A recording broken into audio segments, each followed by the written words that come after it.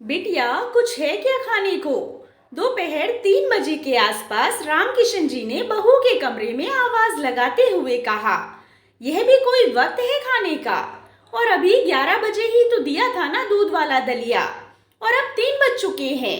जो रोटी सब्जी बनाई थी खत्म हो गई है। आपको कोई काम तो है नहीं सिवाय खाना खाने के।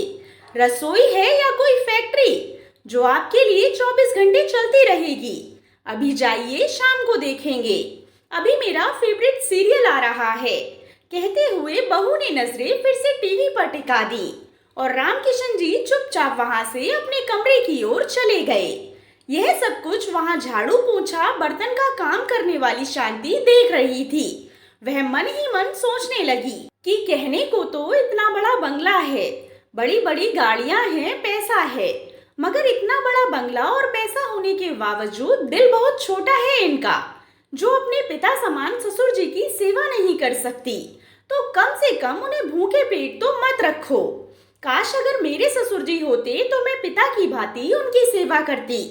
काम करते करते अचानक उसे याद आया कि ना जाने कितने फल और बादाम काजू डाइनिंग टेबल पर पड़े पड़े सड़ते रहते हैं और अधिकतर बासी होने पर फेंक दिए जाते हैं।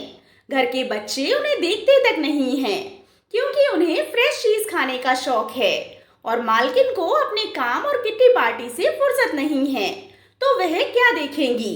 बेचारे बुजुर्ग पिताजी तो वह दांतों की वजह से खा नहीं सकते। उन्हें तो खिचड़ी या दलिया ही चाहिए होता है।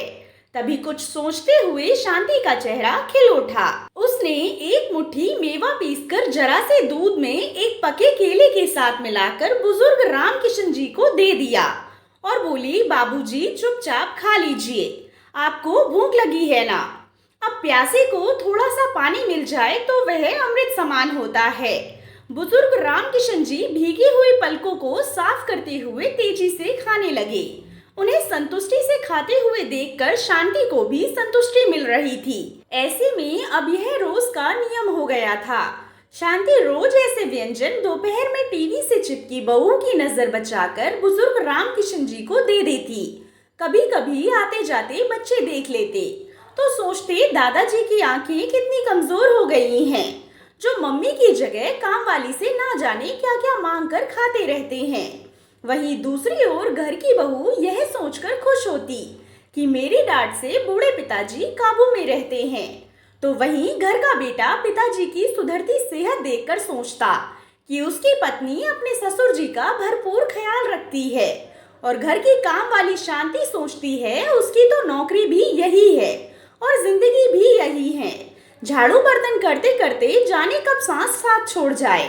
अपने ससुर जी की सेवा करने का सौभाग्य तो उसे मिला नहीं, तो क्यों ना यहाँ घर के बुजुर्ग की सेवा करके कुछ पुण्य भी कमा ले। वही बुजुर्ग रामकिशन जी सोचते, अब सोचना समझना क्या है, दिन ही तो काटने हैं। भूखे रहकर मरने से अच्छा है आखिरी वक्त में जो सेवा और सम्मान दे रहा है ले लो। और वह अक्सर शांति को आशीर्वाद देते हुए सोचते, अगले जन्म में भगवान मुझे चाहे अमीर ना बनाना, बस बेटी या बहू देना, तो ऐसे सुलझे हुए संस्कारों वाली शांति जैसी देना। दोस्तों, अक्सर हम अपने जीवन में इतना उलझ जाते हैं कि माता पिता की जरूरतों पर ध्यान नहीं देते हैं। ऐसा ना करें। आशा करती हूँ आपको कहानी पसंद आई होगी।